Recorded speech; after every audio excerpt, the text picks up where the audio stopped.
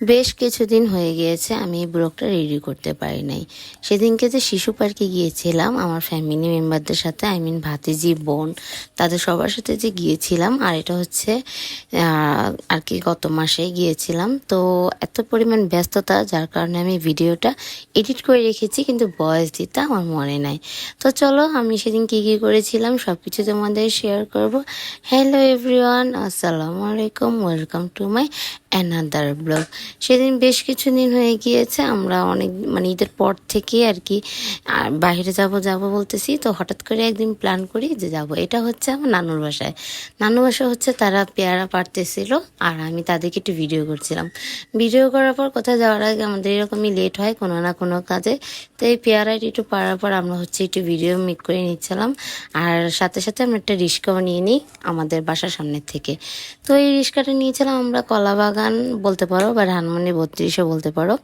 বাচ্চাদের জন্য শিশু পার্ক এবং বড়রাও ঘুরতে যায়, যেহেতু সেদিন কোনো ফ্রাইডে ছিল না, অফ ডে ছিল, এমনি নর্মাল ডে এর মতো। তো তেমন ভিড় ছিল না, আমরাই ছিলাম আর কিছু লোক বাহিরের ছিল।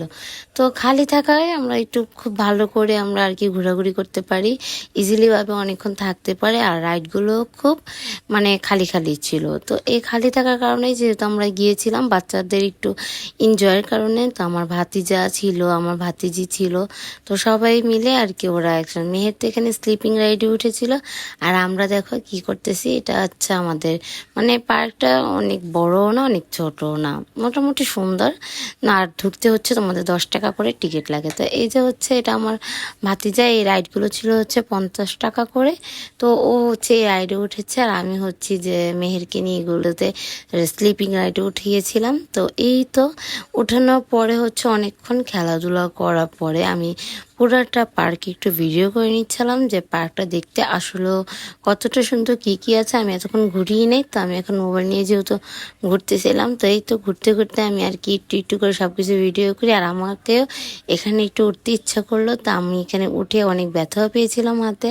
তো যাই হোক, এখানে দেখছিলাম আরেকটা বাচ্চা কি করছিল, সিংহের মুখে হাত দিচ্ছিল। যাই হোক, দেখতে দেখতে আমি পুরাটা ভিডিও করলাম। এই যে দেখেন ওদের কাজ, ওরা এত পরিমাণ দুষ্ট, আর আমাকে উপরে উঠিয়ে আর নিচে নামায় না, এত পরিমাণ দুষ্ট তারা। তো ওরা আমার বয়সও ছোট হলো, আমাদের মেন্টালিটি কিন্তু সব একরকম। তো আমাদের বয়সের ডিফারেন্স তেমন না। তো যাই হোক, এর জন্য আমাদের একরকম লাগে দেখতে। তো এক হিসাবে বোন, ভাস্তি, বান্ধবী সবাই আমরা একই। তো এই যে মেহেরের বাবা যেহেতু সেদিন যায়নি, মেহেরের আঙ্কেল ছিল, মেহেরের খালামণি হাজব্যান্ড, তো হচ্ছে আমার খালাতো বোনের জামাই, তাকে মেহেরকে কোম্পানি দিচ্ছিল সব কিছু রাইড এনজয় করার জন্য। আর মেহের তো এগুলোতে খুব ভয় পায়, এখন একটু আস্তে আস্তে করে তার এগুলো বিকাশ ঘটছে তার বুদ্ধিতে। কেননা বাচ্চাদের এগুলোতে নিয়ে যাওয়ার কারণই হচ্ছে বাচ্চাদের মেধাগুলো বিকাশ ঘটানো। তো এই তো আমি তাকে আরেকটা রাইডে উঠাই। তারপর আমার একটু সামনে আসার পরে যে আড্ডা স্পট ছিল, সেটাতে আমরা একটু ঢুকে আমরা হালকা পাতলা নাস্তা করে নিই। সবাই যার যার মতো করে অর্ডার করছিল। আমি যেহেতু দই ফুচকা অনেকদিন ধরেই খাবো, আমার খেতে ইচ্ছে করছিল, যেহেতু গরম টরমও অনেক বেশি পড়েছে। তো এই যে দই ফুচকা অর্ডার করে আমরা একটু ভিডিও ক্লিপ করে নিই। সেই দিন এখানেও মানুষ খুব কম ছিল। তো কম থাকার কারণে ভিডিওটা খুব সুন্দর হয়েছিল। আর এটা কিন্তু লেকের ভিতর দিয়ে যাওয়া যায়, চাইলে লেকের বাইরে দিয়েও আপনারা যেতে পারেন। আর আড্ডা স্পট বললে ধানমন্ডি 27 নম্বরে সবাই চিনিয়ে দিবে। তো এই যে বাইরের তাদের ভিউটা খুব সুন্দর ছিল। তাদের এই ভিউটা আমার কাছে পিকচারে বেশি ভালো লেগেছিল, খুবই কালারফুল ছিল আর খুবই লাইটিংও ভালো ছিল। তো এই জায়গাটা একটু আমি ভিডিও করে নিলাম। আর এই জায়গার লাইটিংটাও খুব সুন্দর ছিল, এখানে কাপল ছবি তুলে হয়তো বেশি ভালো লাগতো। তো আমার হাজব্যান্ড যেহেতু খুব ব্যস্ত, সে যেতে পারে না এখন সব জায়গায়, তার এখন খুব কাজের প্রেশার, ঈদের পর থেকেই ছিল। তো এই তো আমরা একটু এই সাইডটা ফাঁকা পেয়েছিলাম, তার জন্য একটু এখানেও ভিডিও করে নিচ্ছিলাম। আর তারপর সবাই যে যেটা অর্ডার দিয়েছিল আস্তে আস্তে করে চলেই আসতেছিল। তো অর্ডারের মেনু দেখে সবাই অর্ডার করেছিল। তারপর হচ্ছে যে আমরা অর্ডার করে একটু ওইখানে এই সাইড ওই সাইড ঘুরি, আর সবাই এত পরিমাণ হাঁটাহাঁটি করছিল যার কারণে অনেক হরান।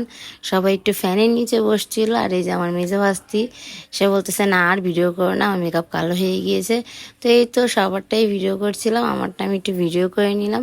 আর টেস্ট আমি 100-তে 80 দিব, কারণ আমার কাছে 20% ভালো লাগে না। টকটা এত পরিমাণ ইউজ করে তারা, যার কারণে ফুচকাটা একদম মানে নরম হয়ে যায়, কি বলবো। তো এই যে আমরা খাওয়ার মাঝখানে একটু ভিডিও ক্লিপ নিয়ে নিচ্ছিলাম, আর খাওয়া দাওয়া শেষে মেহেরকে বলতেছিলাম তুমি একটু ভিডিও করে নাও বাবা, আসো এখন একটু খালি আছে। তো মেহেরকে একটু আমি ভিডিও করে নিলাম। আজকে ভিডিও এই পর্যন্ত।